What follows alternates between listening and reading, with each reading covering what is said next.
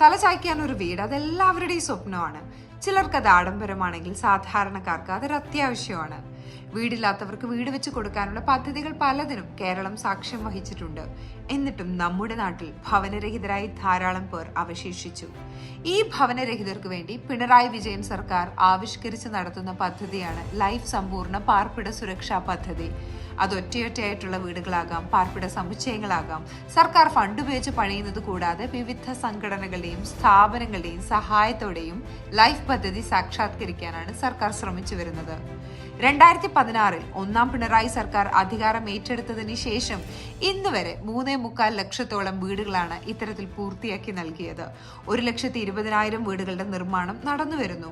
അതും പൂർത്തിയാക്കുന്നതോടെ ഭവനരഹിതരില്ലാത്ത കേരളം എന്ന സ്വപ്നം സാക്ഷാത്കരിക്കപ്പെടും. അടിസ്ഥാന വിഭാഗങ്ങളെ ചേർത്തുപിടിച്ച് ഇത്രമാത്രം വിജയകരമായി നടപ്പാക്കുന്ന ഈ പദ്ധതിക്ക് തുരങ്കം വയ്ക്കാൻ ചിലർ ശ്രമിച്ചുകൊണ്ടിരിക്കുന്ന ചരിത്രമൊക്കെ കേരളത്തിലെ ജനത മറക്കുമെന്ന് തോന്നുന്നുണ്ടോ? ഈ സർക്കാർ അധികാരം ഏറ്റെടുക്കുന്ന സമയത്ത് 4 ലക്ഷത്തിലേറെ പേരാണ് കേരളത്തിൽ വീടില്ലാത്തവരായി ഉണ്ടായിരുന്നത്. ഇവർക്ക് വേണ്ടി മുമ്പുണ്ടായിരുന്ന സർക്കാർ എന്ത് ചെയ്തുവെന്ന ചോദ്യത്തിന് പോലും പ്രസക്തിയില്ല. എന്തെങ്കിലുമൊക്കെ ചെയ്തിരുന്നുവെങ്കിൽ വീടില്ലാത്തവരുടെ എണ്ണം ഇത്രയും വരില്ലായിരുന്നല്ലോ. അങ്ങനെ ഒന്നും ചെയ്യാതിരുന്നവർ ലൈഫ് പദ്ധതിയെ വെറുതെ വിട്ടോ? ഇല്ല. ഒരു ഉളുപ്പുമില്ലാതെയാണ് അവർ ഈ പദ്ധതിക്കെതിരെ പലതരത്തിലുള്ള പരാതികളുമായി രംഗത്തിറങ്ങിയത്. അവരുടെ ലക്ഷ്യം വീടില്ലാത്തവർ അങ്ങനെ തന്നെ തുടരണമെന്നായിരുന്നല്ലോ.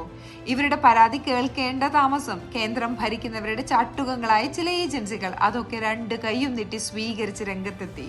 പോരാത്തതിന് ഇവരെല്ലാം ചേർന്ന് പദ്ധതിക്കെതിരെ കുപ്രചരണങ്ങളും തുടങ്ങി. കേന്ദ്ര ഏജൻസികളൊക്കെ കഴിയുന്നത്ര ശ്രമിച്ചിട്ടും പദ്ധതിയെ തകർക്കാനായില്ല. സർക്കാർ ഫണ്ട് ഉപയോഗിച്ചുള്ള പദ്ധതികളൊക്കെ സുഗമമായി തന്നെ മുന്നോട്ട് പോയി. കോൺഗ്രസുകാർക്കും അവരുടെ കുഴലൂത്തുകാർക്കും വടക്കാഞ്ചേരിയിലെ ലൈഫ് മിഷൻ പദ്ധതിക്ക് മാത്രമാണ് പാരവയ്ക്കാനായത്. 140 കുടുംബങ്ങളുടെ കണ്ണീരാണ് അവിടെ വീണതെന്ന് മറക്കരുത്. അതിന് അന്നത്തെ കോൺഗ്രസ് MLAക്ക് തൊട്ടടുത്ത തെരഞ്ഞെടുപ്പിൽ ജനങ്ങൾ മറുപടി നൽകിയതും ചരിത്രമാണ്. ആ ചരിത്രമൊന്നും നാം മറക്കരുത് ഒരിക്കലും.